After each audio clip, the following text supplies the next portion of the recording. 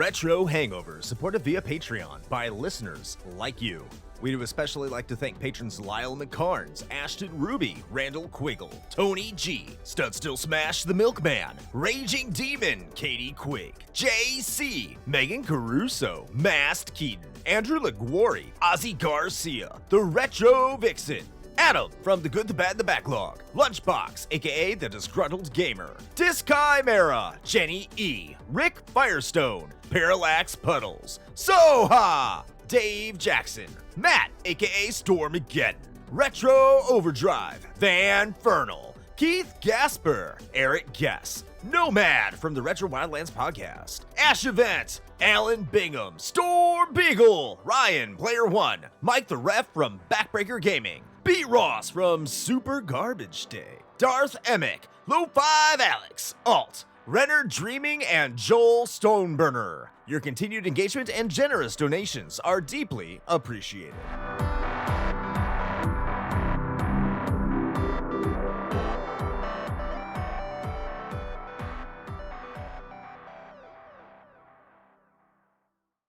Open your ears and crack some beers. You are listening to the most recent episode of Retro Hangover.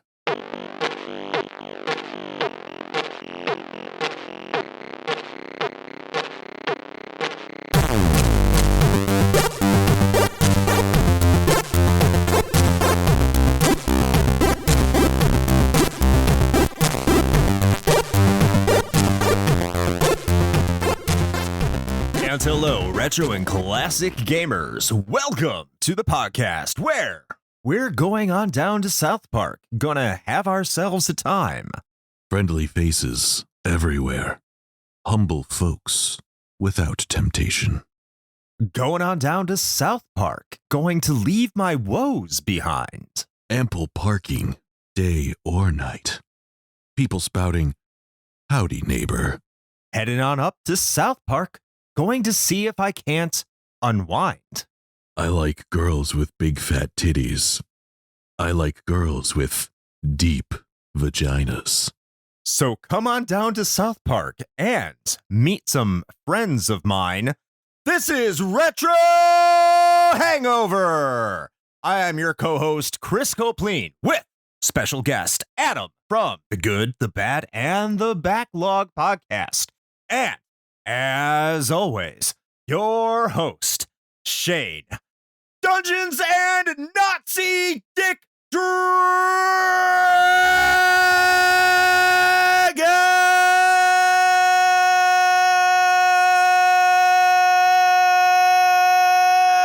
Kasky. That is Nazi zombie Dick Dragon, to be more specific. My favorite kind. That's too many words. Yeah. They're always shouting in very loud noises. I don't understand what they're saying, but it sounds so motivating sometimes. You know what I'm saying? Very stylish. Yep. Yep. Those boots sure do look real nice and polished. Oh my God. All right. We're already canceled. I will say one thing about the Nazis. They do have very good jackets. They very do. Stylish. Yep.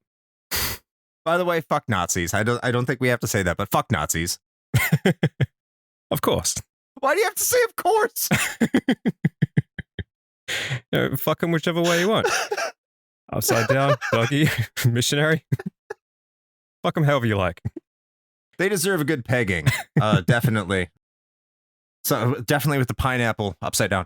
But we are here to talk about something that you wouldn't see in Australia, which is South Park, the Stick of Truth.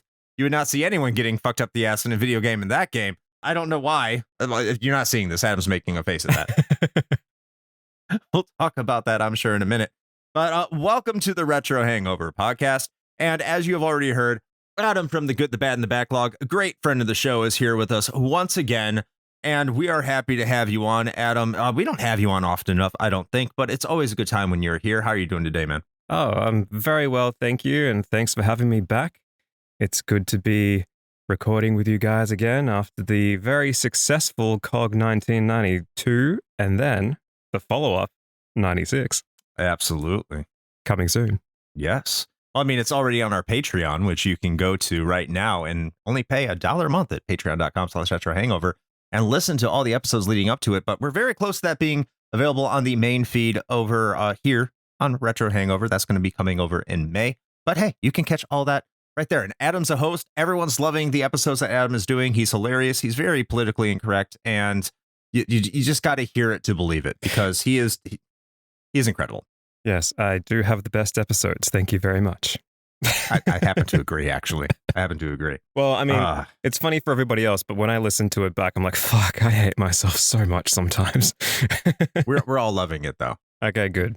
I will change my name later on and relocate to a different country so people don't know it's actually me.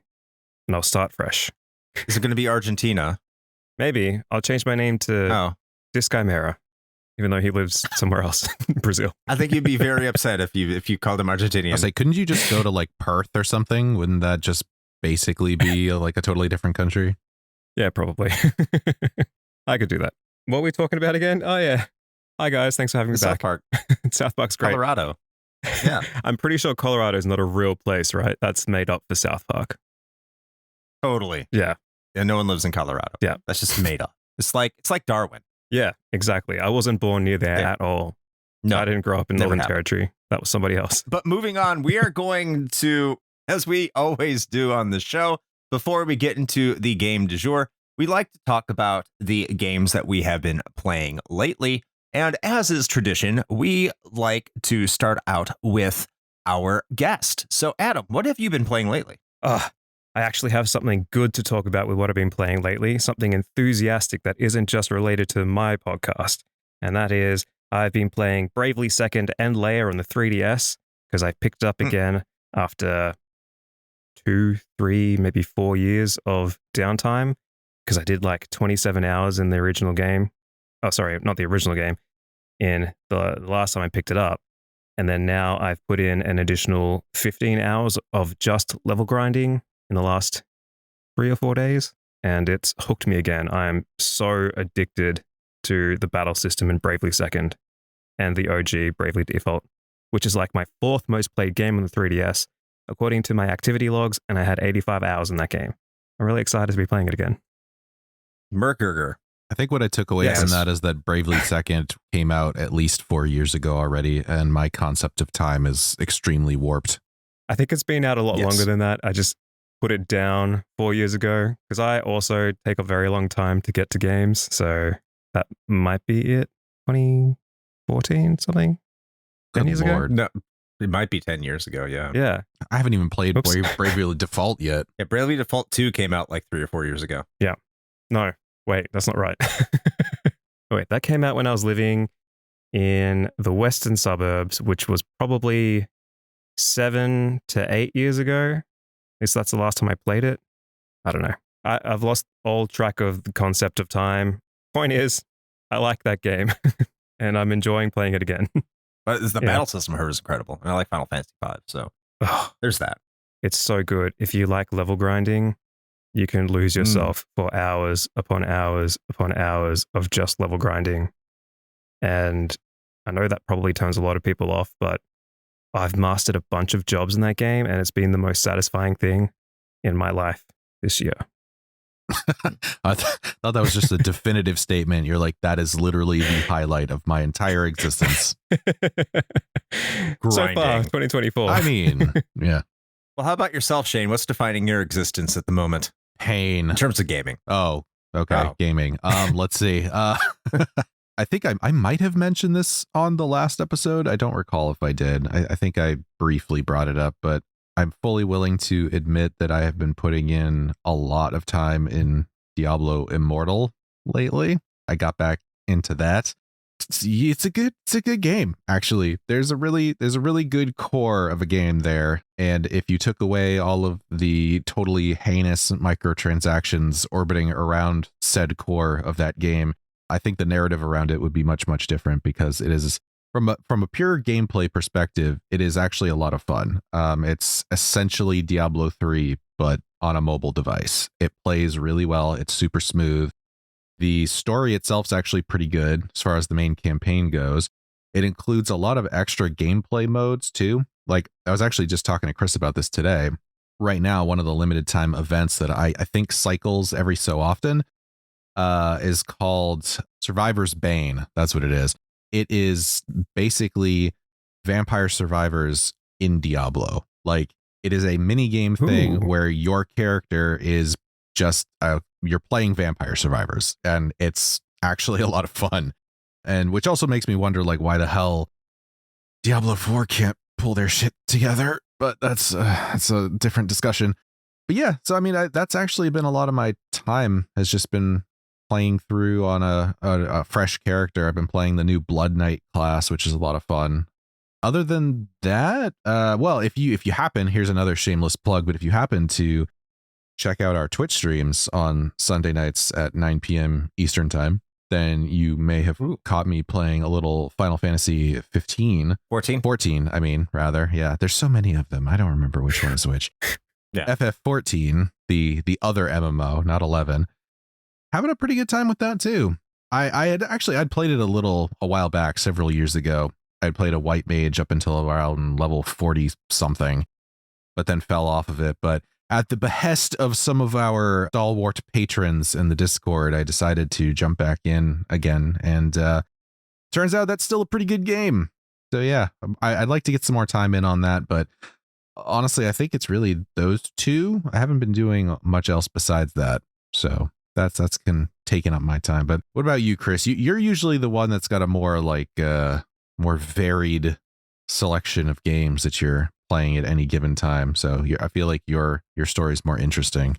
Yeah, I've been playing games for like nothing but content. I thought I would have time to play games for myself. That was a mistake. That did not happen. So that was a lie. Yeah, that was a lie. But I have been playing a little bit of Xenosaga Episode 1. I'm playing that for a show for Pixel Project Radio here in the near future. We'll be talking about that. I also have been playing a game I got.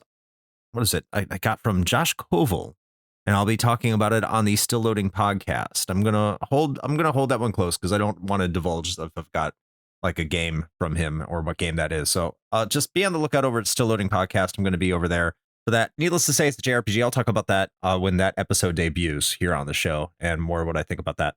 Also, more Valkyrie profile for a side project, because why not? More side projects, right?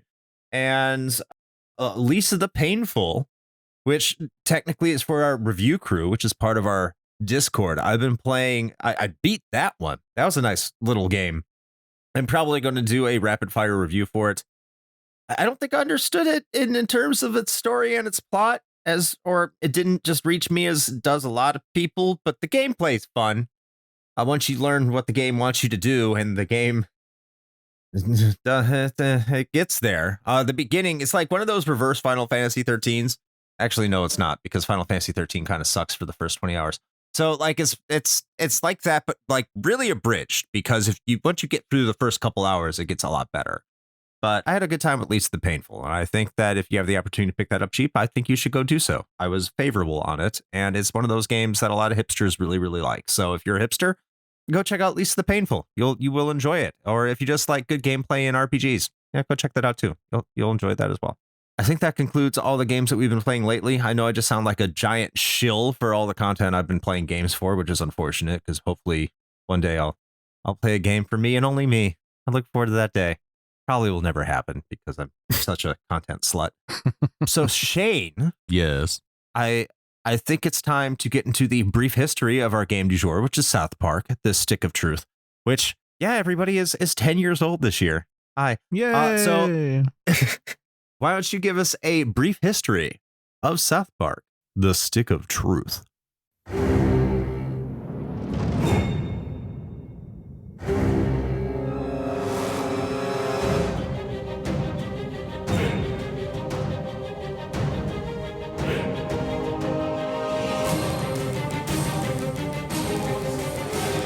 South Park, one of the most famous, or perhaps infamous, television shows ever made.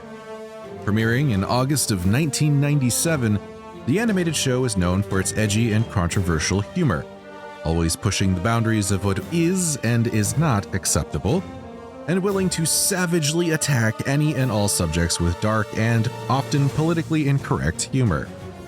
It primarily features 4 children and their misadventures in the eponymous town, located in Colorado, and a supporting cast that has found varied levels of establishment over the decades. Its popularity has ebbed and flowed during its time, but at its height, it has inspired all sorts of merch, a full-length animated movie, and of course, video games.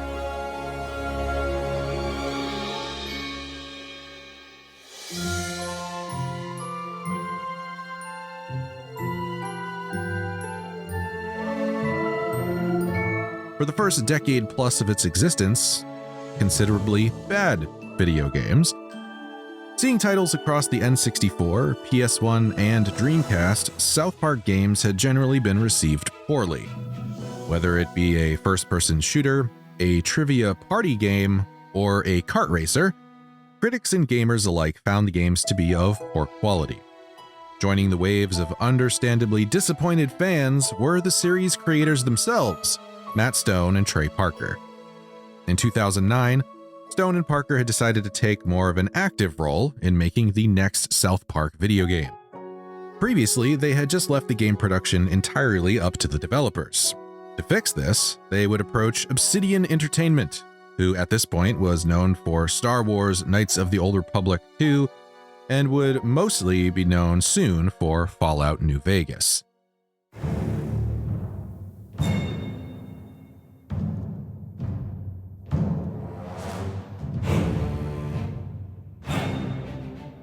Stone and Parker, being fans of role-playing games, envisioned a game like Skyrim. They also wanted the game to maintain the signature aspects of the show itself, the animation style and design, and of course, the show's signature humor. This idea would come to fruition, with taking a lot of inspiration from Lord of the Rings and Earthbound, as well as paying homage to the series as a whole. Over the following years, they would work closely with Obsidian until the release of the game, including the initial funding, until it was picked up by a publisher, which was initially THQ. But in 2012, THQ suffered a little bankruptcy issue and had to close up shop. As such, the rights to publish the game, now called South Park: The Stick of Truth, would be sold to Ubisoft, who would ultimately release the game. On March 4th of 2014, it was released in North America for the PlayStation 3 and Xbox 360, as well as the PC. Australia would get it on March 6th and Europe on the following day of March 7th. The release included 3 tie-in episodes leading up to it that would premiere on the television channels that carried South Park at the time. Those episodes were called Black Friday, A Song of Ass and Fire, and Titties and Dragons.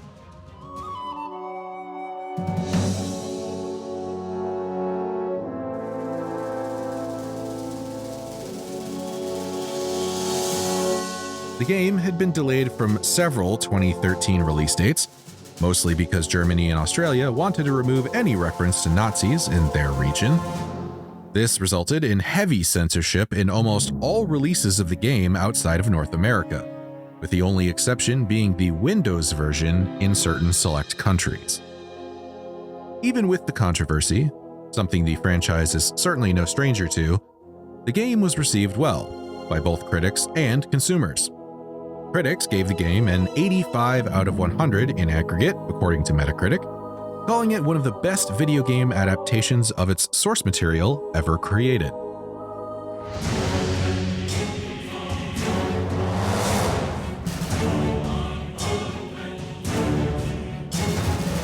In terms of sales, The Stick of Truth was able to sell over 5 million copies by 2016. Its popularity resulted in a sequel of sorts, The Fractured But Whole, as well as re-releases on the PS4, Xbox One, and Nintendo Switch in 2018. And that is your brief history of South Park: The Stick of Truth. And thank you, Shane, for that brief history. As you may have noticed in the brief history, there was a lot of Australia drops, especially in terms of censorship. I look forward to hearing about that when we hear from Adam, maybe in the personal experiences of the gameplay or the story. I'm not sure where it's going to come into play, but I'm sure we're definitely going to hear about that. Any interest in the history here with the Stick of Truth whatsoever? None. Okay, cool. Wait, what's the question? I guess that just leads us right into getting into our personal history here. Why don't you kick this one off again, Adam, and tell us your personal history here with the Stick of Truth. Okay. Just the Stick of Truth, not South Park in general, because we'll be here all day if I start on that. Oh shit! Like let's just go with that. Like let's include it all. Like let's talk about South Park too. Why not? All right. So I started watching South Park in the 4th grade, and I think that's when it came out. I was very much part of the cultural phenomenon when it first came out, and all these kids in primary school were watching South Park because it had bad swear words in it and like crass humor and stuff. Basically everything our parents didn't want us to watch. Mm-hmm. I was like knee deep in all of that while it was happening. And it was really fascinating to look back on because like the merchandise that would come out afterwards, it would just took off and was this crazy phenomenon. Back then, we didn't really understand the humor. We just thought, haha, swear words and farts and butt jokes and poop and all that sort of stuff. And then, my mum banned me from watching it. So I had a TV in my bedroom and I would pretend to go to bed early. And then I'd stuff a blanket underneath the door so she couldn't see the TV was on. And I'd put it on and watch it on SBS. And that was awesome. Anyway, my interest in the show like ebbed and flowed as I got older. At some point, I started hating the show, thinking that it really wasn't all that it was cracked up to be. And it was just too conformist and too mainstream because everybody was on board with this, funny TV show about kids swearing and stuff. I was like, oh, everybody likes this now, so I don't like it anymore. And then as I got older, I started appreciating how actually witty and intelligent the humor is. So I have grown to really appreciate South Park as a franchise and a show itself. And I remember when I was a kid, I did rent and play the South Park 64 game and also the kart racing game. And I don't know what you mean in the brief history because I thought those games were fucking awesome. I loved that kart racing game. But anyway, I digress. I mean, the first person one was kind of garbage, but I can't speak to the kart racer. I thought it was funny. But then again, I'm a late bloomer and my intelligence took a very long time to develop. Some might say it still hasn't developed. So, and in any case, I liked it. The Chef Love Shack one has kind of gotten a little bit of a redemption. Oh, I don't think I ever played that one. That's the trivia game. Oh, yeah. See, I'm not smart enough for trivia. In any case, I got the Stick of Truth probably about 6 months after it was released, but I ordered it from a place called Oz Game Shop, who ship a lot of PAL games to Australia, but are actually a UK store. So I ended up getting the European version, which is still censored to some degree, but we'll get into that a little bit later. But yeah, I played it, loved it. I got all the achievements, 100% achievements. I thought it was fucking awesome at the time, and going back to it, still good, but I'll elaborate on that later. Oh shit, I'm giving away all my cards. Fuck.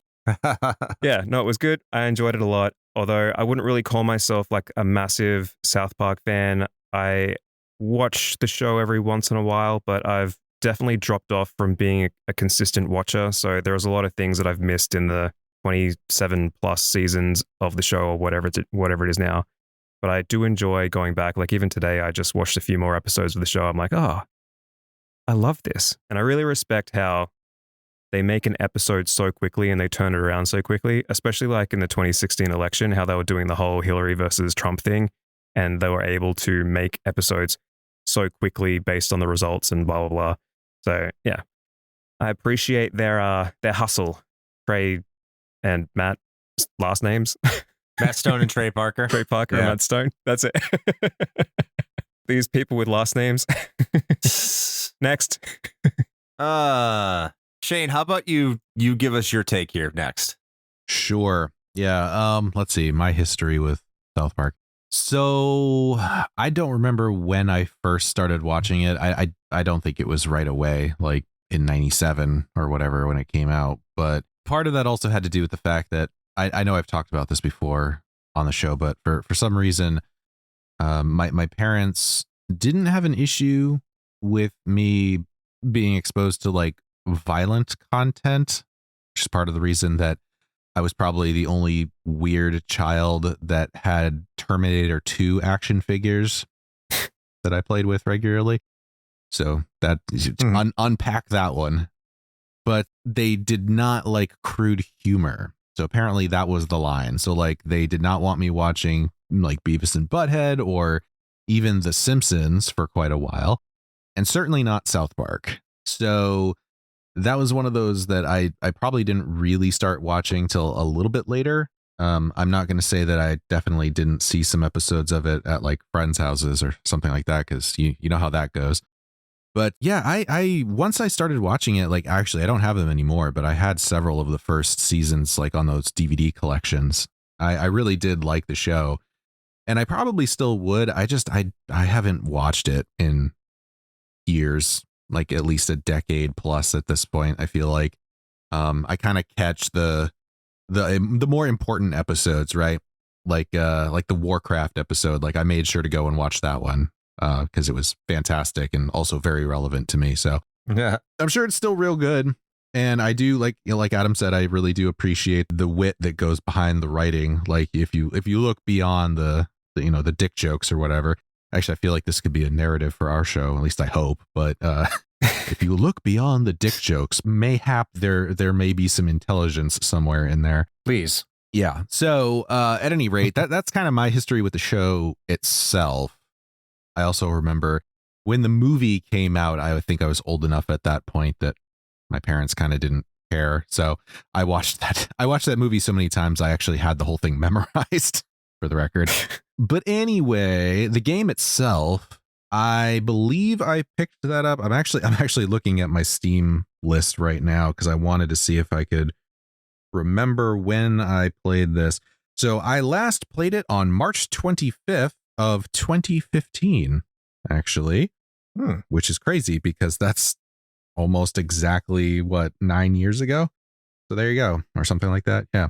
So anyway, so that's when I played it last, and I put about 30 hours into it. And funnily enough, I was looking at my achievement list. I got roughly half. I did not 100% this game, but in true South Park fashion, the first achievement that comes up on my personal list for ones that I got when I played was "New Kid on the Block, you have joined the KKK." So there you go. Any young child's dream is to join the whatever that was, because it's not obviously the KKK. No. I know I have to explain this is fucking South Park. So I did start watching this when it came out on Comedy Central back in 1997. I heard about it when I was in middle school. I think I was in 6th grade, because of course I was, and that's the appropriate time to watch South Park, as anyone would know. It was just big around the school. It was kind of one of those rebellious things that kids like to do, is watch shows that they're not supposed to watch. And that was definitely one of them, because it had edgy humor. It was like grossly inappropriate. And like, I think like, especially back then, because South Park definitely matured over the following years, or the subsequent years after it debuted. I was a huge South Park fan. I made sure to watch it. I think it was on every Wednesday after The Daily Show, or it was before The Daily Show, one of the two. And those were both shows I really liked watching back then when it had Jon Stewart. And Jon Stewart, of course, is an absolute legend. And that's where I got a lot of my entertainment from. And I continued to watch it probably up until a little after I joined the Navy, when I could. But then I just lost track of it. Like, I didn't have cable, I didn't have a TV, and then it had this weird release schedule for a while, and these weird seasons where it just wouldn't come out at a normal time and then wouldn't end at a normal time. And I think I tried to catch up with it a little bit afterwards, but much like the both of you, I don't think I've watched it regularly in years. I think it's been over 10 years when I've actually watched it regularly, well over maybe even 15 or so. But it was definitely a show that I loved for a long, long time. I've heard it's gotten a lot better, but it's ebbed and flowed in terms of quality. I've heard. I don't know. I haven't kept up with it. But in terms of the video game itself, I got this on clearance walking into a GameStop, I think a year or two after it came out. I first played it over at Video Game Rescue, friends of the show. I played it when it first came out with the owner there. We went to it was a back room. It was not romantic, I promise. Adam's rolling his eyes. I mean, audio podcast. That you can't entirely depends on context. It does. Yeah. Did he ask you to take your clothes off? Not at first, but you know what? It was hot, and we just wanted to be comfortable. Okay. But no, that didn't happen. But we just loaded up. We created a character. And we went for the first couple levels. And that was the first time I played it. And I didn't get around to it at the time. I can't remember specifically as to why. Probably because I was distracted with something else. But not his body, of course. It was a couple years after that. And I went to my local GameStop. And they had the Grand Wizard Edition, complete in box. Yes, yeah, I know. That's the edition that has the Cartman statue in it, and it's him as the Grand Wizard of the KKK. What is that? The something kids club? What is it? I can't remember in the game. It's just because it's like such a minor thing. Like I can't remember. But yeah, that was the edition I got, and I didn't I thought I uploaded the DLC. I didn't, and then I didn't really play it at all until this episode in preparation for it, which was actually part of the RHRC, which is where I played it. And so, yeah, I mean, it's a long winding road of me wanting to get to it. And yeah, finally did. I'm happy I did. And now I get to talk about my experiences with it and whether or not you should play it as well. It was the Kingdom of Koopa Keep. Kingdom of Koopa Keep. That's right. Why it's that? Why it's Koopa Keep? I don't know. Obviously, we know why. Of course, because it's South Park, right? Humor. Yes, dark, edgy humor. Okay, so speaking of the Kingdom of Koopa Keep, let's talk about the story of the KKK. And this is now a Birth of the Nation review podcast. Birth of the South Park Nation, South Park. Slow down, Woodrow Wilson. I don't want to get into this. Yes, American references. I love it. Yeah. Just know that Woodrow Wilson was a terrible president. That's all you need to know. Did he have wooden teeth? Maybe he had a stroke and his wife was essentially the president. Slay, sister. Yeah, kind of like Reagan, except not quite as racist. No, I mean he was more racist. I don't want to get into this. That is a wild comparison. Woodrow Wilson was far more racist than Reagan, but a lot of people say Reagan was racist. I don't know. I don't know the man, but I do know Woodrow Wilson sponsored a Birth of a Nation. Anyway, moving on. The story of South Park. You are a new kid and you show up at South Park. You have amnesia. Your parents are keeping secrets from you. They don't want you to know why you're in South Park or why they moved or what your secret may be. And you show up to the city and all of a sudden you go out, you make friends and you meet, the characters of South Park, like Butters. I think Butters is the first character you meet, if I remember correctly. He introduces you to Cartman and the Kingdom of Koopa Keep. That's where you get to select your class, and that's where you get to choose your name, which doesn't matter because you are just douchebag. And then you go about the land making friends on Facebook and trying to find the stick of truth that the elves have, you think. And of course, calamity ensues that results in like Nazi zombies and evil Taco Bell and government conspiracies because, why wouldn't it? So in terms of the writing, I'm sure like that's just the base plot. I know we're going to go stray off the base plot here because this game certainly does. Let's start with you, Shane. What did you think of the writing and the story here in South Park, The Stick of Truth? I mean, it's fantastic. I mean, you can clearly see that the creators of the show were very intimately involved in the production of this game because this is probably not the last time I'm going to say this over this episode, but it really does feel like you're just playing through a big extended episode of South Park in like probably the best way possible. All of the humor and the dialogue is just so on point. It's so on brand for the show. And I just really love a lot of like the meta humor that they worked into it as well. Like not just self-referential stuff like, the member berries, right? Like, you remember this thing from the show? Which some of those were pretty cool, which too. Is a South Park reference. Yeah, exactly. But no, like some of just the meta humor around like games. Like one of my favorite things is on the alien spaceship when you find the audio logs, and the audio logs are making fun of games having audio logs. I loved that. Yeah. There's just like, There's all this stuff going down, and we need to find out we need to escape, but all I keep finding are these damn audio logs. And why do people have the time to even record these? Like, they're totally useless. And yeah, it's fantastic. I loved it. Short and to the point. I like that. I'll go next here, and I'll just like pretty much echo everything you just said. I mean, if you're looking for a South Park episode I mean, this is essentially what this is in terms of his story and his plot and his writing. This is a South Park episode, and it goes places. It goes a lot of places. Sure does. If you want to be offended, this is the game to do that. Like, you perform an abortion on a man. There's that, and you kill Nazi aborted fetuses because, of course, people turn into Nazis after getting sludge poured on them, which is from an alien crash that you caused because you wanted to prevent yourself from getting anally raped by aliens. And it's all blamed on Taco Bell. Like, this is just like peak South Park writing, which doesn't, it's not getting into the political aspect.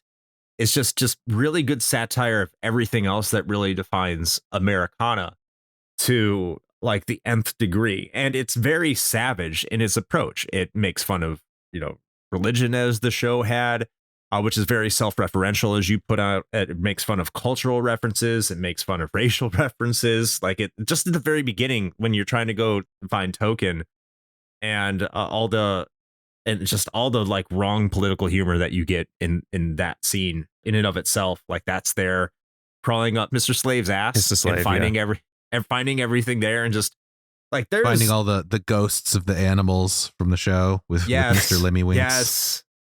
And Mr. Hat is shoved up there too. It covers every single kind of cultural hot button, which are still sort of cultural hot buttons today. And this was made, 10 years ago. And you could really, I don't want to say it's timeless, because it's not going to appeal to everybody. People are going to have certain aspects of it, but at the same time, this is content that's deliberately meant to be offensive, and it's deliberately meant to be edgy. It's definitely meant to push the buttons. So if you're into very edgy humor, going after, social aspects that have been, like I already said multiple times, cultural hot buttons in a South Park way. And if you have not seen South Park, it's going to be a little bit more difficult, probably for especially international audiences to rally around. But I do think there is something that can appeal to everybody, which I'm sure we're about to hear from Adam here. But it's utterly brilliant. This is some of the best writing I've ever seen in video games. Of course, when it comes to just matching its source content, because like in terms of general writing and plot, is it going to make you think very deeply? Absolutely not. That's not what South Park tries to do. I mean, you can if you want to, but don't. It's just something that is meant to enjoy, laugh at, and have a good time with. And I absolutely love the writing here and the story itself. It's a full episode of South Park, and I think if you enjoy the show, you'll enjoy this. How about yourself, Adam? Well, as the great Meatloaf once said, both of you took the words right out of my mouth. It must have been as you were kissing me. Or not. Maybe that was my imagination. I tuned out while you were talking. What was the question? Oh, yeah. The writing. Yeah. The writing is very good. I loved it. I think from an international perspective, it might surprise you to know how very Americanized the international English-speaking countries can be. So South Park, as much of it is an American institution, I think has actually gotten across the entire world. It's an international thing now. Like, we've been having it played on our national broadcasting television channel, SBS, for like 24 years. And that's like the government funded TV channel. So it's like all of us are aware pretty much because it's such a cultural icon about all the references in the show. I think a lot of people around my age and a little bit older, or even maybe younger, have enough exposure to the show to really pick up on a lot of these references, even if some of these are a lot more from later seasons and stuff. Because I definitely missed a few seasons on the way to this game, but when I actually got to the game, all of it just sort of came together. I'm like, oh yeah, I remember her, I remember him, because you're going around Facebook friending all these people, and it's like, oh, Cartman's mom, I remember in the first season when she was also his dad. And I don't think they ever reference that again, but just like all these little things. Yeah, I think it's fantastic. Like, you can have like the most crass and insulting and offensive things in this game, but something about it doesn't come across as actually offensive because they target everybody equally. It's not just like targeting one side or the other side or whatever. So it's not like you're going to get this big rallying of people who are, I don't know, vegans or something and being like, South Park is trash because it made fun of vegans, because it doesn't just make fun of vegans. It makes fun of the Kardashians and abortions and everything. Like there's no thing that is off limits. I think because it does that, it's in this very safe ground where the humor and the writing can attack anything and you just can't really take it seriously. And I think that's just perfect peak comedy and excellent writing. So yeah, I loved the writing in this game. I think it was fantastic. Yeah. It literally is just like, as you guys said, playing an extended episode of the show. And I'm sure we'll get into it later on, but like even the graphics, like just down to the way that it looks and feels, everything is just like it. I was absorbed. I was into it to the point where I'm like, yeah, this is just another episode of the show. A really great episode, a very long one, but damn, it's good. Yeah. And that's the thing about South Park humor too, is just it takes everything to its utmost extreme and just absolute ludicrousness that it makes fun of it to such an extent that everything is just like, okay, like you can't get upset because it's like reflecting, even if you're part of that, it holds up the mirror to you and is like, see how fucking ridiculous you are. And everyone's like, yeah. Like Jimbo, the conservative gun nut, and was it Ned? Yeah. I think they're like, I'd give you a gun, but it's illegal. like you're a minor or something like that. And I get arrested. I don't want that. It's just like, oh my God. The Democrats made it so I can't give you a gun. I was actually having this conversation with my partner earlier today while we're watching some episodes. And it was the Pandaverse episode where Cartman gets replaced with a black woman from the Pandaverse or something or other. Anyway, and Kathleen Kennedy's in it. I was saying to my partner, how would you feel if you were Kathleen Kennedy and you watched this episode of South Park where you're being portrayed like this? And we both came to the conclusion that we would be really, really flattered because it's almost like you've made enough of an impact in society that South Park's willing to take pot shots at you, but it's not like... Absolutely. But it's still at the same time, it's not like a personal takedown. It's just this is what you're known for. We're going to make fun of it, but we're not necessarily going to make you like the worst person in the world. It's not like you're being portrayed as an absolute piece of shit. It's just this storyline that involves this thing that you're known for, which is pandering to diversity quotas and stuff or whatever it is. So yeah, I mean, like, I wish they would put me in a South Park episode. That'd be fucking awesome. I'll die happy. I feel like it's somewhat similar to like the Weird Al effect, right? Like, if Weird Al goes and makes a song parody about one of your songs, like then you've made it. You made it. Exactly. Right, so we're about to get into the gameplay here. I think I'm gonna keep it with you here, Adam. But before we do, I just want to talk about which class we chose. I'm gonna start with the class that I chose. I chose the Jew class, which is also from 4 classes, which is mage, fighter, and thief. And so I want to know what the two of you chose. So Shane, what did you choose? I also chose Jew. Oh, okay. And Adam, what did you choose? I chose mage originally, so I had magic. You didn't want to go with Jew. Well, okay. We don't have a very big Jew culture in Australia, so it was very foreign to me. All right. So let's get into the gameplay here. It is an RPG, turn-based RPG. No random battles. You encounter enemies on the world map. You move the world map much like you would move through an episode of South Park, with one exception. There's quite a bit of interesting like dynamics to it in terms of item selection and special abilities and all that stuff like that. But it's just very familiar. It's very basic. I wouldn't call it too complicated, but I'm sure we'll get into the discussion here about that. So like I said, I'm going to keep it here with Adam. Adam, what do you think about the gameplay? Oh God, where to start? I thought it was great. I think it is a perfect example of making something an RPG that doesn't necessarily need to be an RPG, but it works so perfectly with the style of game and story that they're trying to tell. Like the combat system, it's very simple, but it's almost timeless in a way, I think. The turn-based combat, actually come to think of it, like this was coming out around a time where turn-based combat was on the way out for RPGs. Yes. So when this came along, I found it so refreshing that this non-Japanese RPG was doing turn-based combat and doing it fairly well. And I was like, I'd go out searching for fights just so I could keep fighting because I thought it was fun as hell. Especially when you get all these really wacky weapons like purple dildos and vomit sticks and all this stuff that have different status effects, like grossing out the other person. And actually, I'm just going to go off on a tangent again. One of my actual favorite things about the gameplay, how it mixes in with the story, is that everybody who is involved in this fantasy story that's happening in the game, like, you know that they're just playing along and they know that they're playing along. They're just kids, but they're like dressed up as elves, but they know that they're not really elves. So it's kind of like they always make these references about, oh, I'm going to tell my mom and stuff. And you know what I mean? Well, I get what you're going for. It kind of ties to the writing and stuff, I think, in a number of ways, in that it like perfectly encapsulates, you know, your typical childhood, like pretend play experience. Exactly. It does that extremely well, where it's like you're saying, you all know that you guys are just pretending, but like at the same time, you're all taking it extremely seriously. Yes, that's exactly what I was trying to say. Thank you so much. I'm so terrible at this. I'm a shit podcaster.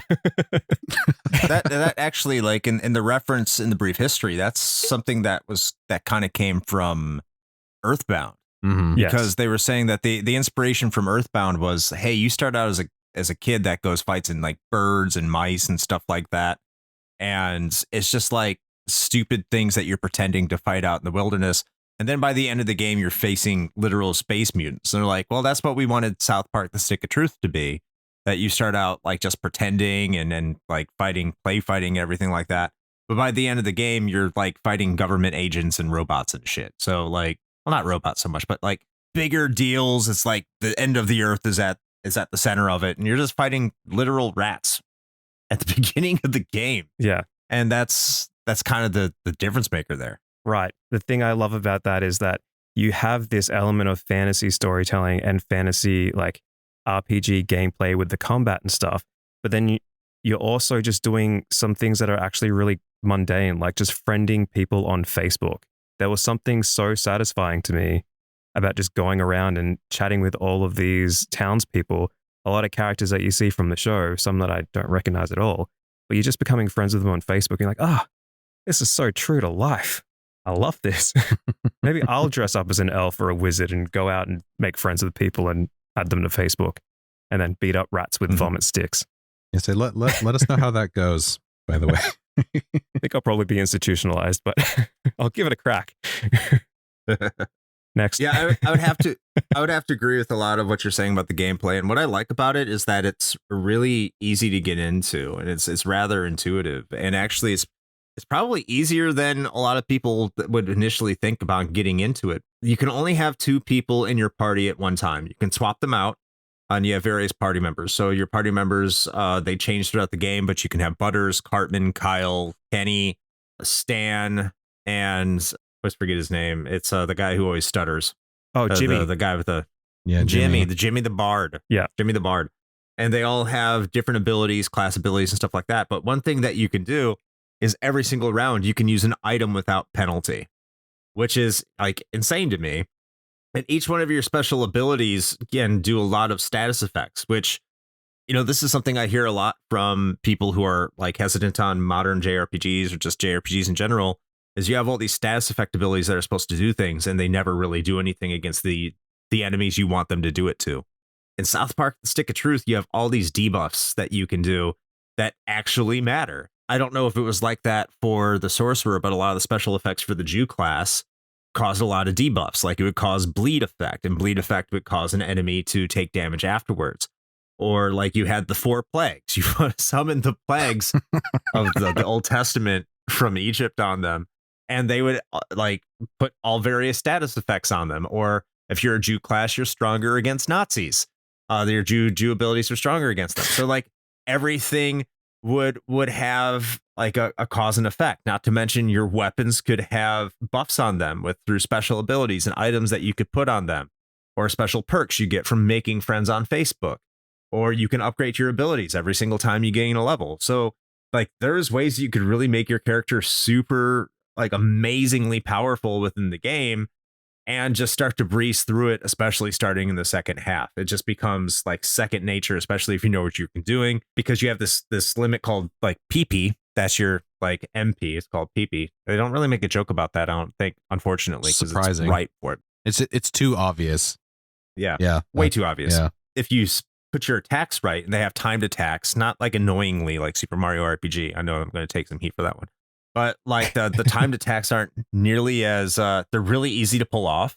They have a good buffer that you can execute them in, and like you can put like on my weapons, I would always say like with a perfect time attack, you gain like +3 PP or +5 PP on it, and that way like every single time I'd pull off a successful attack, I would just rejuvenate my special attack power and just be able to unload again. And that's just how I would cycle it. And like the game's ripe for it. It wants you to exploit it. It openly said so if you pay attention to gameplay.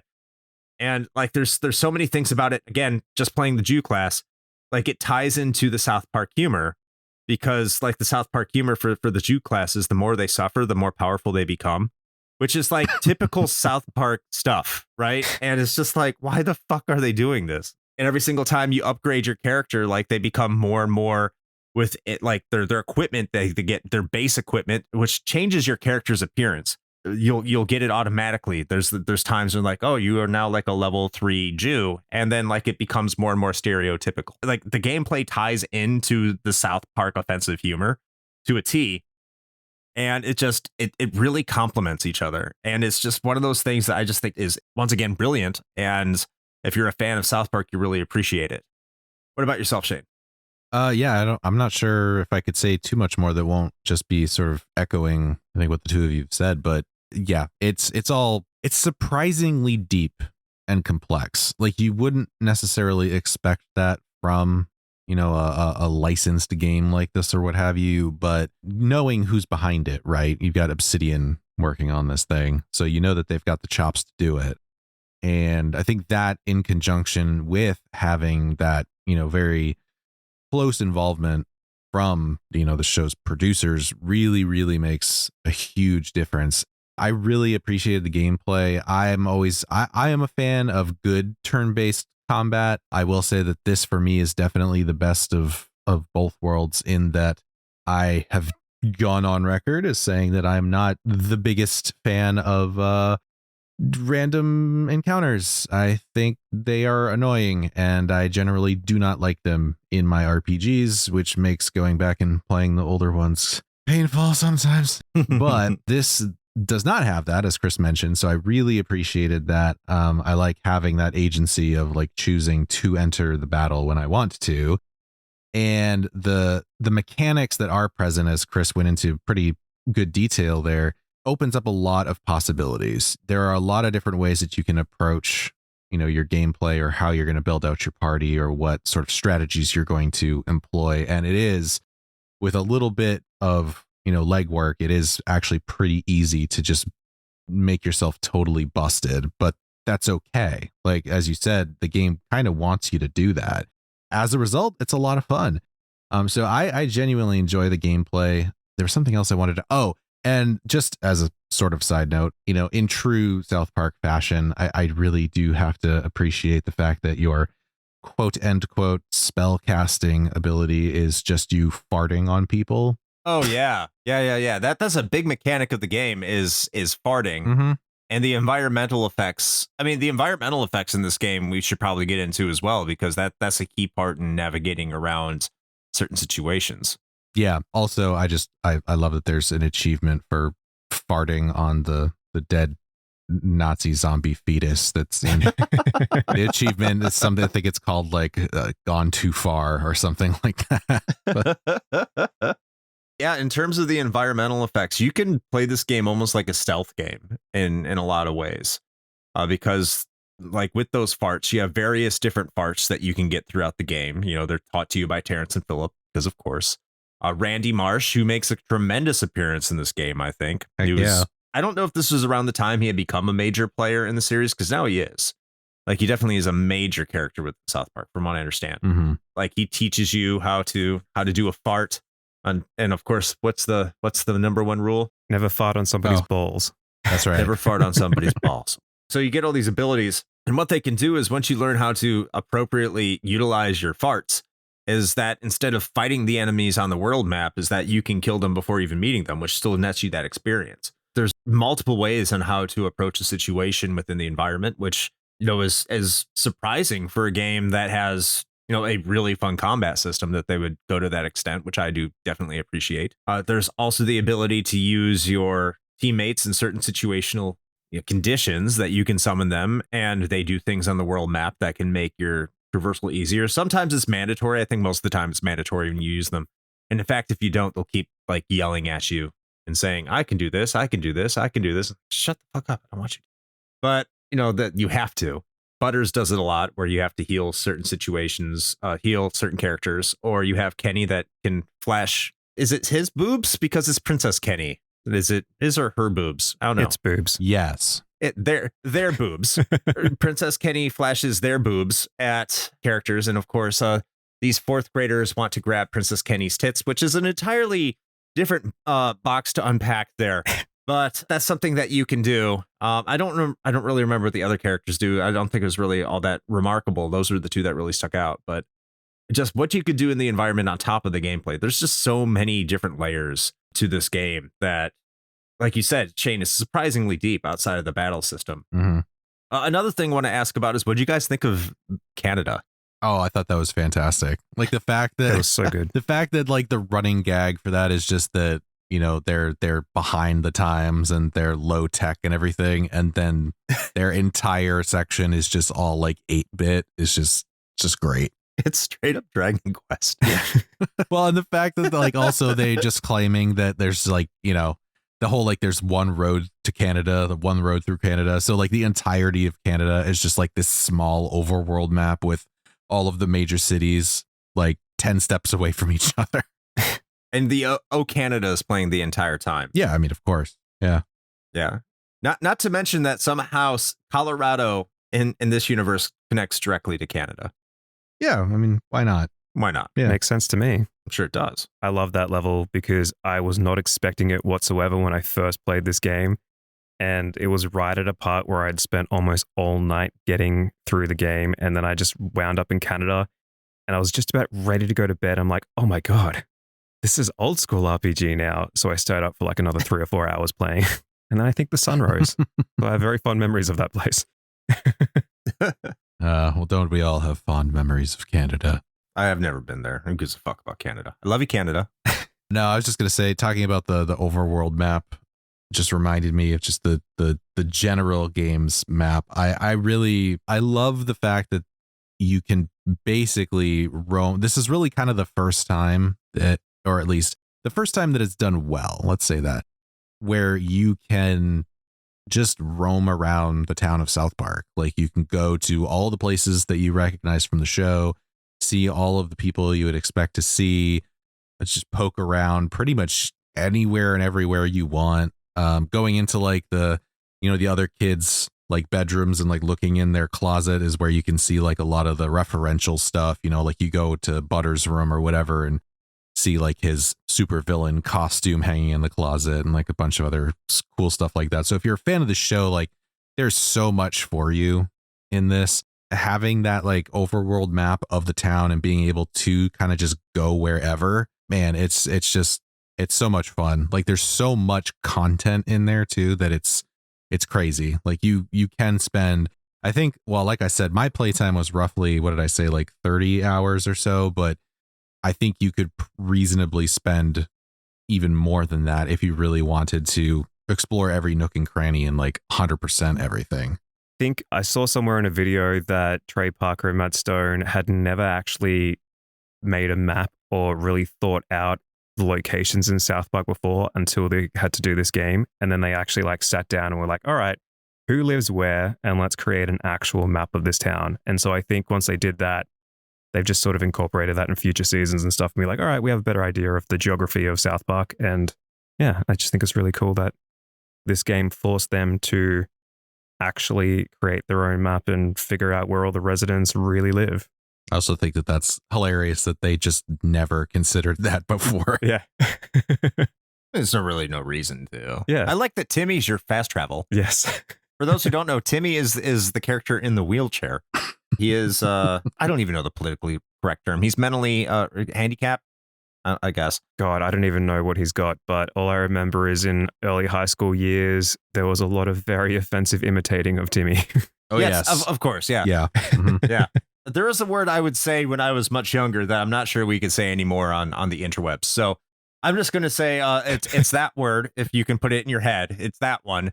And he is in a wheelchair, and he is your fast travel device, because why wouldn't he be? That's of course it is. But I love the fact that he's your fast travel. I just love the fact that everything's connected. I like now that you can see everything in South Park. It's great. I don't know. In terms of the gameplay, I mean, I think that's pretty much it. Any favorite party members? Fuck yeah, Butters. Butters is like the best. Butters is my absolute favorite. You could solo the game with Butters. There's really no reason to really play with anybody else. You can. It's fine. Butters is easily the best character. Yeah. Outside of the game, I'd say Butters has always been one of my favorite characters from the show anyway. Yeah, I was going to say the exact same thing. I love Butters. He is probably my favorite character. So that when I got him, I did cycle through and try everybody else, but I always came back to him because I like him so much. He has the best commentary as well. Dude, he turns into a fucking anime character in one of his abilities from that one anime episode. Butters is great. Kyle's abilities are fine. I tried using Kyle for a bit, but his abilities were just annoying to pull off. And Stan is just your general fighter dude. Jimmy has some great abilities if you know how to use them correctly. Jimmy's great, but it just like I would always go back to Butters. Kenny was another one that was useful, but I don't know. Like I tried to avoid using Butters just because I recognized how broken he was, in my opinion. I think he was the most broken of all the characters. Mm-hmm. He's Butters. I just like having Butters around. Yeah. Oh, when you would walk up to certain places, like when you would go by certain areas in the game and you would have Butters in your party, and he'd be like, "Oh, right there is where I got a wedgie." And then like you'd have like Stan in your party, and it's like, "Yo, right there is where we gave Butters a wedgie." And like it's right, it's from the show. So if you do an episode, like you'll reference that episode of what they did to Butters, and something bad happened to Butters, and all of them will reference it in some way. Like the main characters, the four of them will be like laughing about it, and Butters will be like, "Oh boy, they put something up my butt there." Like it's great. I'm just really here for the impressions, honestly. Yes. I was going to say, I'm surprised it took an hour for the impressions to start. Yeah, it took too long. Well, I mean, you're the one that said during the brief history we need to make it dramatic. We had the opportunity to do impressions, but yeah, we're here for the entertainment. Let's get into the graphics here. I'm sure we missed some stuff about the gameplay as well. It was great, but let's get into the graphics here. What we think about this game and how it looks. How about yourself, Adam? I think it's perfect. I think you could not make it any better. And if you did, it would only be marginally better because it looks exactly like the TV show to every, I mean, I don't know what else to say. Like it's literally like the TV show. I think the brilliance of that is how simple the character designs are, how quickly they can turn around an episode because everything is that whole little cut out paper look. And the way that they translated that to the game, it's flawless. It looks exactly the same. Yeah, maybe some of the UI could probably do with a bit of an upscale or whatever, but everything looks fantastic. And I love it. It's just South Park. It's perfect. Yeah. Shane. Yeah. No, and okay, so here's the thing, right? One of the reasons, I mean, apart from the fact that the gameplay just was not particularly good, but I was thinking about this today before we started recording about like the other South Park games. I feel like part of the reason that they didn't do as well or were not received as well was because at the very least for the first person one, because I remember back when that was coming out, that was when I was still subscribed to like gaming magazines. Yes, that's right, kids. They used to mail you physical magazines to read about upcoming games. And I remember the stories about that game before it came out. And then I also remember the reviews of it afterwards. I think one of the biggest things that this game has going for it is the fact that they finally realized that they just need to stick to a 2D like presentation. It should look like the show. If your show looks a certain way, you should probably try to make the game look the same way because that's how one of the ways that people are going to really connect with it. And they knocked that out of the park here. No pun intended. It looks fantastic. But I think that's a big difference between this game and like that N64 game because they tried to go full 3D with it. Spoiler alerts, 2D characters, especially the fairly simplistic characters from South Park, look like dog shit when you try to fully 3D model them. That did not help, especially on the N64 where things didn't necessarily look super fantastic in the first place. So I think that is a huge, huge W in this game's corner, right? Of really just sticking to the predefined aesthetic of the show and just really refining that and having it in such high quality. This is one of those deals where this game will probably never age badly. Like the only thing that it would have going against it is just like better resolutions. But as long as you could upscale it, this game is still going to look great. Across the board, I think graphically it's superb. I also want to give a special shout out to the intro cinematic because the level of detail that they went to in terms of like their inspiration or inspirations, I should say, for this game is just, it's commendable because if you know, you may recognize that the animation style that they went with for the intro where, you know, Cartman is basically Gandalf the White on a horse. That same, they basically mimicked the animation style from the animated Lord of the Rings movies from like the 60s or 70s to a T. It looks exactly like it. If you're a hyper nerd and if you're listening to this show, then the chances are pretty good that you are, because we certainly are. That's one of the things that I noticed as well, as I was just like, oh, that's so fucking cool. Like that they knew their inspirations well enough that they went that deep and like mimicked the animation style of those movies for that intro cinematic. They didn't have to go that extra level, but they did, and I really appreciate it. If I was going to talk about the positives, I would just repeat everything you said. So, you know, the positives are there. I just want to say, what system did you all play it on? What was you playing on, Adam? 360. Shane? I PC? played it on Steam, so PC. I played it on the PS3, so I don't know if this was the case with you, Adam, but this game has a lot of stuttering and slowdown. I didn't notice that. On the PS3 it had a bunch, and it even crashed on me once. Like, in particular, I remember when I was fighting Man Bear Pig, who is in this game, so it's in there with Al Gore and everything. So I was fighting Man Bear Pig, like the game just crashed. Just completely crashed. And there would be times where it would stutter. There'd be times where I get weird graphical glitches, and that was all on the PS3, a lot of slowdown. I'm sure you're not going to get that on anything on modern consoles, because you can get this on pretty much everything now. PS4, Xbox One, of course, you know, PS5 and the Series X are backwards compatible. Nintendo Switch, you can play it on there, and Steam, of course, you can get it now with probably patches that, if they were present at the time, they aren't there anymore. And if it's not on the 360, it's not on the 360. Probably optimized for that. That was the style at the time. So I would not recommend playing this game on the PS3 for graphics, but I mean, everything that was already said, it's been said. It does look 100% like the TV show, and that's how South Park games should look. I've seen like the one that's coming out now presently as we're recording this episode does not look like the TV show, which has me very concerned. It has 3D renders. There's a new one? Yeah, there's a new one that's coming out. I don't know if it's mobile or like a serious one. I have no idea. But they went with 3D rendered models instead of 2D. I don't know why they did that. Like, don't do that with South Park. You have the template. You know how it works. You know what you're supposed to do. It stay with what they did in, you know, Stick of Truth and Fractured But Whole. And that's where you should stay at. And anything else is just weird. But this is bliss. This is bliss for a South Park game. Adam's shaking his head. He just looked it up.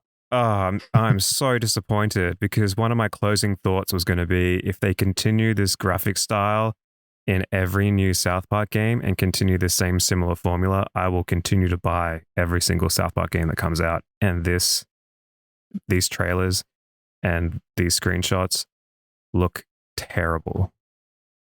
Yeah. What a shame. Like, why? Why would you deviate? Because so graphics, Chris. The people need the polygons. But they should have known that from the first-person shooter that they fucking did on the N64. I hope we never have to play that. But I mean, you could pee on a snowball in that game, so you know it's got that going for it. You could pee on a snowball. That was the edgiest humor. Yep. That we got. Which we'll be getting to that here.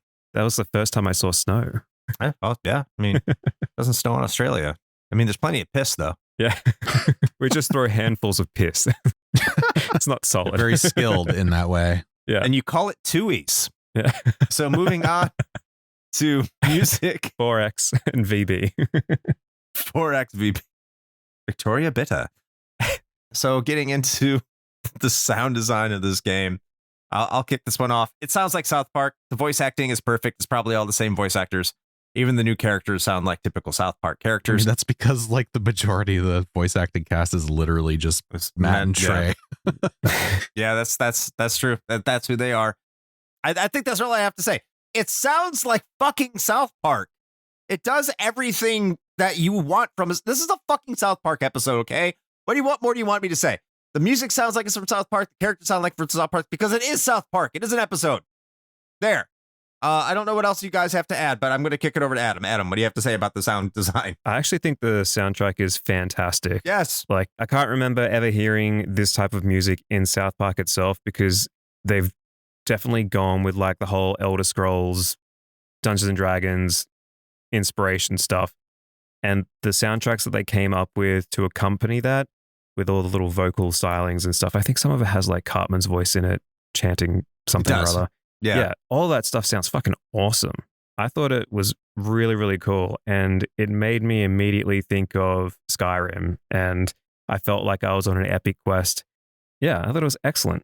The voice acting stuff goes without saying. All of that is great. But I was very surprised, actually, how well the soundtrack was good. Wait, I was very surprised how good the soundtrack is and was at the time and still is now. Next. I don't think I have a whole lot to add to that. I really, again, this kind of, I'm saying sort of the same thing that I said when I was talking about that intro cinematic, but I appreciate the hell out of the dedication to sticking with that. Like they had an idea in mind where, and we said this in the brief history, where they were like, we want this to be like South Park Skyrim kind of.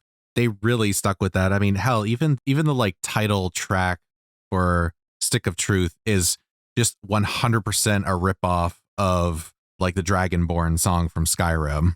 It's fantastic. It's great. Like they did a fantastic job with this. I don't really have a whole lot of criticism, and I'm kind of almost bummed that I don't have more to say because, you know, this is a spoken word format and I feel like I should have intelligent things to say about this, but this is one of those ones where it's just like, nah, it's good, man. I agree. Normally, this is where we would break into the patron pontification. But before we do, because we have someone who played this game in a censored region, I just want to ask him. Oh, yeah. I need to get to the censorship here because we didn't address it. So there's some scenes I want to know if they were included or they weren't included. Now, you said you played the European version, Yes. which I assume would be the UK version. Yeah. So there's two censored versions. Actually, I think there's three. There's the general European version, the Australian version, and then specifically, I'm pretty sure it's the German version that takes out all the swastikas. I played the general European version where certain scenes were happening, and instead of showing the scenes, it came up with a censored screen of like the statue of David kneeling down with his face in his hands or something, like disappointed. And then it would have Kind of like the Thinker, but yeah, well, maybe it's that guy. I don't know. Some European statue. It would say in text something along the lines of, sorry, Europe, this was supposed to be a scene where Randy gets probed by an anal probe and then blah, blah, blah. And then now you were supposed to be probed by the anal probe, but you clench your sphincter so hard that it breaks. And then now a new anal probe comes out, but then you clench again and then you get an anal probe absorbed into you or something or other. So it would say in text what you're supposed to be seeing, but it would just show you this static screen of, in Europe, the statue, and in the Australian version, it's a crying koala. So What? that's cool. So I got to ask about these scenes. So to explain to the listener here what's going on here in one of these scenes, which is probably one of the earliest ones he's referencing, you get abducted at the end of the first day.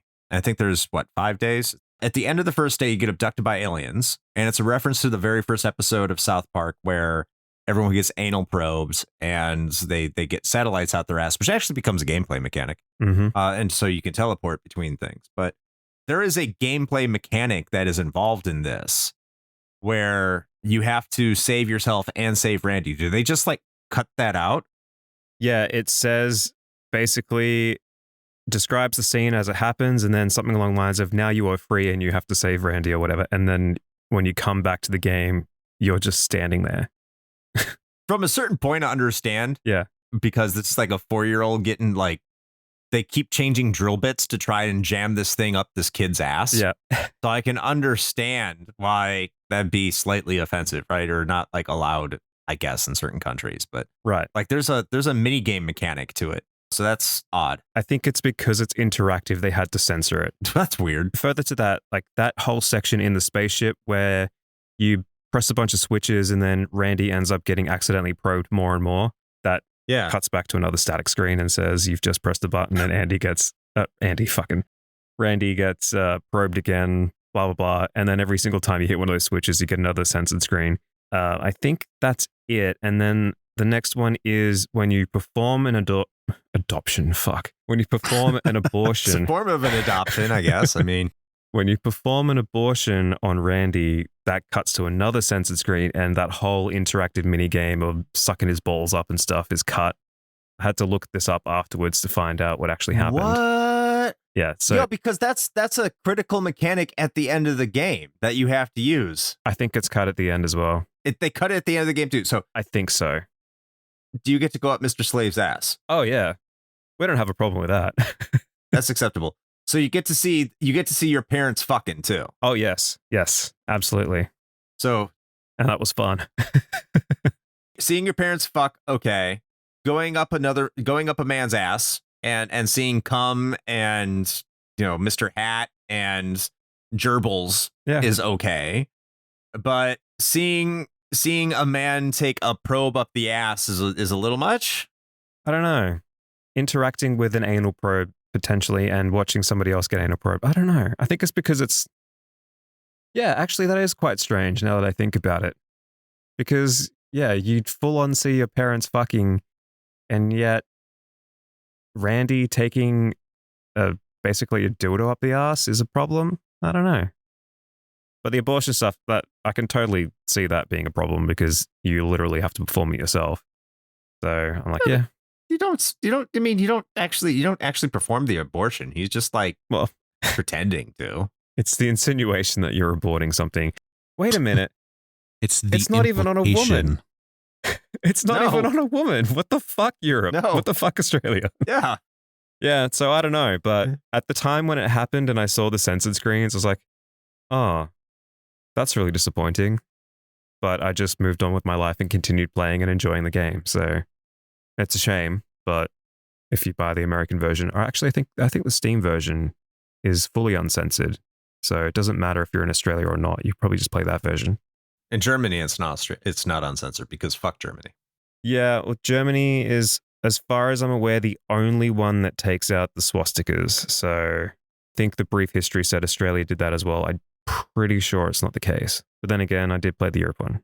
Maybe they did, maybe they didn't. I know that was a major concern of the Australian government. It's like, oh no, there's Nazis in this game. And the Yeah. reason there's Nazis in this game, by the way, because we didn't really talk about the specifics of the plot, is that when the alien plane, the alien UFO crashes, it leaks out this green liquid in the mall. And this green liquid is like harvested. And when people get in contact with the liquid or any other animal, because there's Nazi cows for that matter, they become Nazis. They're not just like Nazis. They're like full on like 1940s World War II Nazis because they scream in Hitler with like the voice effects, everything like the old radio filter through it. Yeah, they're just full on Nazi zombies. Germany, you can't show any display of Nazis or the Nazi salute or anything like that. You can't make any reference to them whatsoever. But from what I understood, like the Australians were quite upset about that, which is weird because like Europe, especially like the UK, which of course is like Australia is kind of the UK. It's just not. Sort of. I know you're probably, yeah. Like they have no problem just referencing the Nazis in a very, let's rip the hell out of them manner. Like I remember Monty Python, British humor is just like, Yeah. let's make fun of the Nazis as much as possible because yes. So I don't understand why like there would be a problem there. So Well, if it's not there, if the facts are wrong in the brief history, I mean, that's fine. But I'm not sure, but the whole thing with Australia sometimes is, I'm sure everybody knows that we have this weird tendency to get games banned and stuff, like taken off store shelves like GTA 5 and We Happy Few was banned for a little while. So I think maybe it was an attempt to make sure that South Park didn't get banned. So they took that stuff out because getting things past our ratings board seems to be a lot more difficult than everybody else. Probably because at the time, like 10 years ago, we didn't have an official R18 rating for video games. So it had to come in at a 15 plus rating. So that's changed now. And I can't recall this, the last time something got banned. I think it's probably We Happy Few, but then that's now been released under R18. So I'm hoping that we're past this part of stupid censorship. Hopefully. Yeah. Now, Shane, I almost think that for the episode banner for South Park, you should show the picture of the crying koala. Oh, yeah. Good idea. Yeah. I just want to see that anyway, because that sounds hilarious. I'll just Google it. Now it's time to get into our Patreon pontifications. And how can you provide a pontification here to be read on the show? Well, first go over to Patreon, where you can join for just as little as $1 a month, which is at patreon.com/retrohangover. And then come over to our Discord. And then for every episode, we will give you the opportunity in our Patreon pontifications channel to state what you think about the latest episode. Don't worry, we'll at you unless you hate that, but we'll still do it, and you'll probably block us and never talk to us again. But it's there if you want to take advantage of that opportunity.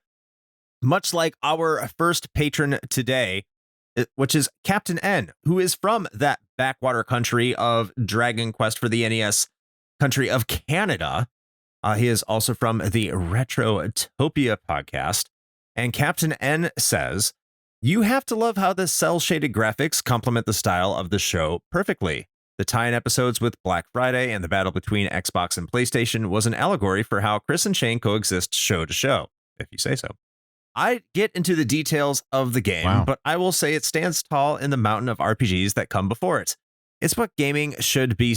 It's what gaming should be. Simple, fun." What's the wow there, Shane? No, it's just the thing about us coexisting show to show. I mean, that, I don't know. I've never made that comparison before. I don't know how I feel about that. Yeah, we battle like Xbox and PlayStation. That's weird. Captain, you're gonna have to explain yourself. I always pictured you guys as lovers. I mean, we're clearly Nintendo and Sega. I don't know what you're talking about. Yeah, clearly, like the Aladdin episode demonstrated. Even though Shane was wrong, it's okay. I still get along. You're more like lovers than fighters, I think. Speaking with Shane, you're next. All right. Next up, we've got the one and only Soha, who simply says, "I want a shout out to the RHRC, even if I didn't participate in this one game." So there you go. Shout out to the Retro Hangover review crew. If you want to involve yourself with that, jump into our Discord. There you go. The next Patreon pontification comes from Storm Beagle from the Retrotopia podcast, and he says, "Possibly the best licensed game ever made. The gameplay is fun, not at all grindy, and it plays just like an episode of the show. This game is perfect for South Park fans, and it's even probably pretty good for those that don't watch the show. Not only am I having fun when I'm playing this game, I'm usually finding something to laugh at. It's a 10 out of 10 for me." Awesome. Thank you, Storm Beagle. I'm surprised I didn't trip over any of those words. Pat yourself on the back. You earned it. Thank you. All right. Next is Matt, a.k.a. Stormageddon from the Fun and Games podcast, Screen Snark podcast, and Reignite podcast. And they say, "This game felt like playing an episode of South Park in all the best ways. I hadn't watched the show in years by the time I'd played this and still had a blast. The RPG mechanics are surprisingly in-depth, and I love the mage elf class was just called Jew. As a Jewish human, I thought it was stupid and ridiculous in the best way.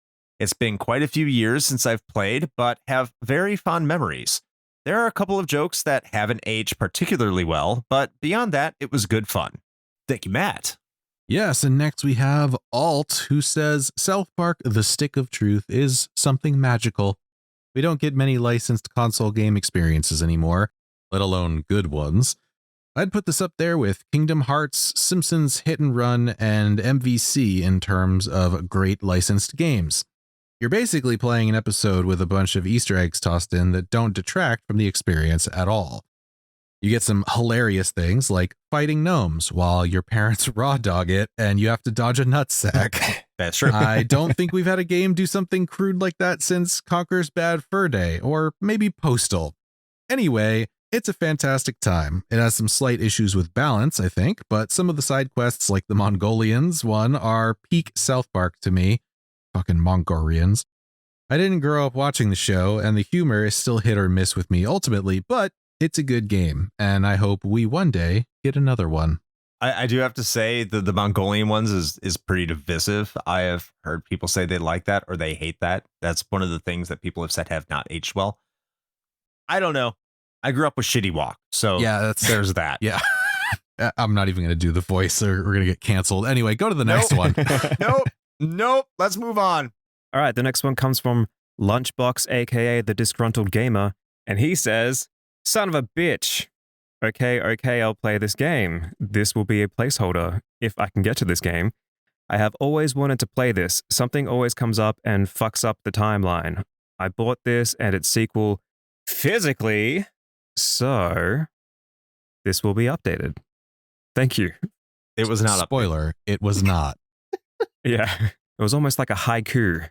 That was poetic. Thank you very much for that pontification. Go check out their YouTube channel. Next is the Emperor, and the Emperor says, "The Emperor declares South Park the stick of truth as the GOAT South Park game ever. From performing abortions on Randy to saving the City Walk restaurant from the Mongolians, the game is awesome." Again, another Mongolian reference. So thank you, the Emperor. And next we have the real Dave Jackson from the Tales from the Backlog podcast, who says the Stick of Truth is not only one of the best licensed games of all time, but also one of the best and most lovingly crafted media adaptations ever made, taking what South Park fans love about the show and recreating it beautifully in video game form. The turn-based combat is easy, but deep enough to satisfy, giggity, and includes tons of jokes in the enemies, skills, and animations. The story's reminiscent of the best era of South Park, where they were not just topical news of the week episodes, but when they were centered around the misadventures of a group of fourth graders. It is a wonderful product that is essential for any South Park fan. Thank you, Dave Jackson. Very much agreed. I just had the realization that I was the same age as the characters when I watched the show for the first time. That's probably why it appealed to so much of us. Yeah. Anyway, Ash Event says, the character creator in both South Park, fuck. Ash Event says, like your parents. This is like the smallest one and I'm fucking it up the most. Ash Event says, the character creator in both South Park games is epic. Thank you, Ash Event. Next is Tony G. And Tony G says, this game was one of the most fun experiences I have ever had in gaming. It really captured the magic of the show while giving that AAA game experience. Yeah, some of the game mechanics are not that innovative, but everything else makes up for it. A trophy for using a summon inside that summons ass? Sign me up. It did more Canadian queefs, but at least Canada is given a very realistic map. Thank you, Tony G. We didn't talk about the summons, mostly because I don't think I used any of the summons. They seemed pretty worthless. Mr. Slave was pretty good. He would jump and then the enemy would go up his butthole. Yeah, but you can only use them once per day, and there's only 5 days. Okay. One of them was Jesus. Oh, yeah. And you had Mr. Hanky. I mean, you used Mr. Slave. Shane, did you use any of the summons? Honestly, I'm trying to remember. I don't think I did much, no. Yeah. Oh, well. I wish I'd used the summons. I'd probably get some comical action out of it, but I didn't. We still have to talk about whether or not this game holds up today, as we are wont to do. Myself and Shane will give our opinions on this first, and then Adam will give his final opinion on whether or not this game holds up. So, Shane, why don't you kick this one off? Hell yeah. It holds up. It's I mean, the only thing I would say, the only caveat I would throw out there is if you're not a fan of South Park's writing and general humor, then you're probably not going to like this game, because that's exactly what this is. As we've been saying this entire time, it is effectively an extended South Park episode that you can play. If you don't like South Park, first of all, I don't know why you would even consider it in the first place, but I probably wouldn't recommend it. But outside of that, even if you take away that aspect of it, like just the game mechanically at its core is a really solid, enjoyable turn-based RPG. So if you take that and you couple it with the witty writing that you get from, Matt Parker and Trey Stone, plus all of the great voice acting work and all of that, plus all of the, myriad references to Lord of the Rings and other sort of, inspirations that this game has, it is a really solid package. To be fair, I have not played Fractured But Whole, so I'm not sure if that one is regarded as being better than this one. So I can't really speak to that, but I will say that notwithstanding, this is absolutely the best South Park game that's ever been made. And as a number of our patrons also pointed out in their pontifications, just as an RPG, like as a game, this game stands pretty tall on its own. So it is absolutely worth the time, and it definitely holds up. And I'm going to echo a lot of what Shane said. In fact, I probably won't say it because I'll echo too much. If you love South Park, you're going to love this game. If you don't love South Park, you're probably going to have a lot of problems with this game. It's going to be very hard to get over that barrier. I particularly like South Park. I like South Park's humor. I can't acknowledge that some of our patrons here, and I can imagine some people listening to this are just in general, that you might not think the humor is aged well, because this is a game with the humor is 10 years old, 15 years old, whatever the case might be. And I can understand that. I think the entire fucking game is hilarious, though, mostly because I am not a mature adult and I refuse to grow up. So if you have grown up and you do think this humor does not really apply to you anymore, I mean, I can understand that. For the most part, it is South Park humor, though, but that's going to be hit or miss. That's really up to you. And this is old South Park humor. I think Dave Jackson there with his comment made a good point that the humor of South Park is varied over the years. So if you're a fan of the more modern South Park, this is more classic South Park, which tries to be more timeless than the very topical humor South Park got into for a while, which I don't really remember because I wasn't watching South Park during that time. But just keep that in mind. And the core to this game is its humor. That what drives it is its story. That's because the gameplay itself, while it's a lot of fun and it has a lot of depth to it, the game itself is not very hard. This game is definitely a story-based game. It wants to be more of an episode than a video game, even though it has a ton of depth to the video game perspective. But that being said, I'm a South Park fan. I love the South Park humor. I love everything about South Park because I am a grown child. And so, yeah, 100%. This game holds up. I love it. 100%. I said 100% twice there. I am a terrible talker. That's 200%. That's 200%. So, Adam, what about yourself? Oh, I agree. 200% this game holds up. Yes. Yeah, like Shane said earlier, I think the graphics and the style visually make this timeless. I think this game can easily be played another 10 years from now, another 10 years on top of that. I think it's going to be something that will forever be remembered as another entry in the South Park series, but in video game format, because it is exactly an extension of the show in all the best ways possible. If you are a fan of the show, like you guys have said, I think anyone who doesn't like South Park probably shouldn't really consider playing it because it's not going to change your mind. But if you do like South Park, even if you're someone who was an old fan from many years ago and you just want to sort of revisit this whole thing again, you're going to find a lot to like here. And I played a little bit of Fractured But Whole a couple of days ago. I'm only like 2 hours into the game. It's basically more of the same. I can't say if it's exactly better or worse or anything yet, but I fully intend to get through that game. And I wish that they would continue to make games in this style for an extended period of time. So I'm a little bit disappointed now to realize that what's coming out soon or already is out is now like a fully 3D rendered South Park. So that's a bit disappointing. But I think they could have made this like an ongoing series of video games in basically to the same effect that they've been doing the show for 20, 30 years or however long it's been now. So yeah, I think it holds up. I think even if the humor doesn't hold up, it is essentially like any old series of South Park. It's a time capsule. So I think it's perfectly serviceable, and to go back and just be like, yep, all right, this game came from 2014 or whatever, this perfectly encapsulates what that was like in 2014. So yeah, I love it. I think it's a great game. Awesome. All right. That concludes our episode here today. Thank you very much for joining us once again, Adam. It's always a pleasure recording with you. Always a pleasure working with you. And it's great that you're part of the King Games 96, which is going on right now on Patreon and coming out soon in May for the main feed. And having you as a host is fantastic. And I look forward to the next one we do. Yeah, me too. Thanks for having me. And I hope everybody likes my episodes, except for Disc Chimera, because he probably doesn't like my episodes, but that's probably not true. I think he likes it, but I'm looking for his approval because he's very particular about choices and things that get through the tournament. So please like me. I'm waiting for the Keaton rage. I have not seen the Keaton rage yet. I'm waiting for it. I'm bracing myself for that. Keaton, we need your rage. It's not. If you don't want to understand what we're talking about, join our Discord. Okay, just join our Discord. That's where the rage is. You need to know.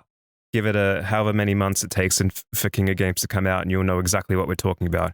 But Keaton, I can take it. I'm just like Mr. Slave. Don't worry, I can take it. We're all good. But yeah, anyway, thanks for having me. It's been great as always, and I look forward to many more to come. So, where can we find you outside of the King of Games? Of course, like what do you do? What content do you create out there on the interwebs?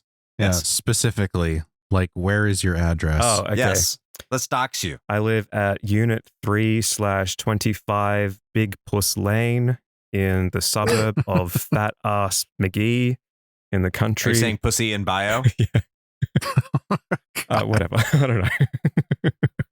That is my real address, and my real phone number is 12345678112. But you can actually find me on the Good, the Bad, and the Backlog, which is an unpopular and mediocre podcast that is currently sinking down the drain for some terrible game choices that we've made that nobody cares about. But we're going to keep on doing it anyway, so it doesn't matter. Just hop back on when you see a game that you want to hear about. And I do that with my co-host Kieran. We talk a lot of shit. We bicker and banter and make some terrible decisions and sometimes hate some very popular games. So, the typical stuff you find from other uninformed video game podcasters. And you can find us on Linktree for old men, which is linktr.ee/goodbadbacklog. Linktree for all the men. Old men. It's an old person thing, apparently. I thought you said all the men. Well, all the men can find me there if they want to. Oh, okay. Yeah, you can visit my OnlyFans on there as well. Yeah, I was about to say, this is really just his OnlyFans funnel. That's what this is. Yeah. You want to see Adam's butthole, go to his Linktree. Yeah, and my OnlyFans is good, bad, backdoor, butthole, dingo, daddy 25. Of course, dingo. Dingo Has to have daddy. dingo. I'm going to remember that one. The funny story is I actually just stole that because somebody that I used to know has an OnlyFans and they call themselves Dingo Daddy now. So that's fantastic. Yeah. Yeah. And he's only like 25. So go daddy. Making that money. No, I guess he's not. Yeah. He's a young dad. So, Chris, where can people find you? Places I want to. I'm not. All right. Anyway, so as question. far as we're concerned, no. What was your quick question, Chris? What do you? No, I'm done. Okay. Done. Okay. Well, cool. Done. Hey, so as far as we're concerned, if you're listening to this show, then that means that you have in fact found us. You've done the hard part. You've done the legwork. Congratulations. You're here. We hope you enjoyed this episode. And if this is in fact your first time, boy, do we got a whole lot of other stuff for you. So please feel free to go peruse the ever burgeoning backlog of episodes that we have available on our feed. There is a lot. We've been around for a while now, longer than perhaps we'd like to admit. But that does mean for you that there's a whole lot of stuff for you to listen to. So, if you're just looking, if you're fiending for more content, then we certainly have you covered. And if that is somehow not enough for you, then we also have that there Patreon. It's like OnlyFans, but more boring.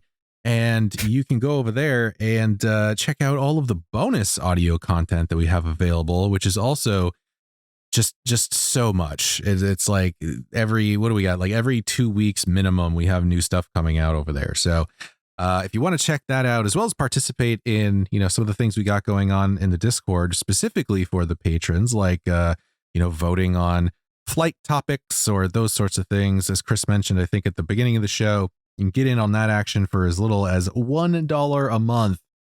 If you're invested enough in the show, then maybe go do that. I'm not going to tell you how to spend your money. I personally think it's highly irresponsible to give us any of your cash, but I'm not going to stop you, so you live your life. You do what you got to do. All of that stuff is very easy to find.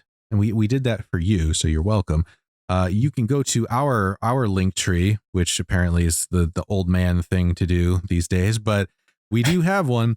And you can go to linktr.ee/retro hangover, and you will find a finely curated selection of buttons for you to tippy tap on, and it'll take you to wherever you'd like to go as long as it has to do with us. And one of those places happens to be our Twitch streams, which I did bring up earlier as another shameless plug, but just in case you somehow missed that, Chris, when can people find us there? And what are we doing? Is a hot tub involved? Is that still the meta? I don't think it is anymore. A hot tub could be involved, but probably won't be. Not until I don't know, if I become a millionaire, it could get involved. That'd be fun. But if you head to twitch.tv/retro hangover at 9 p.m. Eastern time at Sunday in the United States. I have to say that because we have an Australian here. I don't want to feel like he's left out. Gotta be inclusive. If you head over to twitch.tv/retro hangover at 9 p.m. Eastern time for our stream Sundays, you can see us playing a game of some sort, and we can have a fun time over there. So yeah, just go check that out. And really quickly, before I kick it back over to you, Shane, I said I was going to announce this on the last mainstream episode, so I'm just going to announce it here. If you're interested, I'm going to be starting a new series on the Patreon called IO Saturnalia, where I'm going to be reviewing every single Saturn game in chronological release order. At least that's the goal. I don't know how far I'm going to make it. It's pretty daunting, but that's what I'm going to try and do. I have a couple episodes right now in the barrel ready to launch, or I think I screwed up every single analogy on how to talk about that. But yeah, I've already got some episodes set to release. So if you like the Sega Saturn and you want to hear me talk about it, yeah, go. It's on the Patreon as well. So back to you, Shane. There you go. Make life like a tree and get the fuck out, or however that goes. That's how it goes. People, glass houses, sinking ships. Yes. So I suppose with all of that definitely not unintelligible garbage being said, yes. Until next time. Play with watch your parents raw dogging it and gets crushed by scrotum joysticks.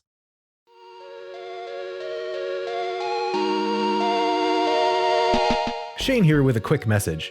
The one rule Chris and I have always gone by regarding advertisements is this. It has to be something we use and can personally vouch for. If you know me, you know I love coffee. And Bones Coffee Company has been my go-to for home brewing for quite some time now. Their small batch beans come in an impressive variety of flavors like Mint Invaders from Chocolate Space, or Electric Unicorn, which I swear tastes exactly like Fruity Pebbles. And the best part? No added sugar or calories involved, just natural flavors infused right into the beans themselves. Build your own sample pack of 5 4-ounce bags to find out which flavors speak to you, or jump in head first with full 12-ounce bags. They've even got K-Cups. Step up your homebrew game with Bones Coffee by visiting bit.ly/RHPBones. That's bit.ly/RHPBONES.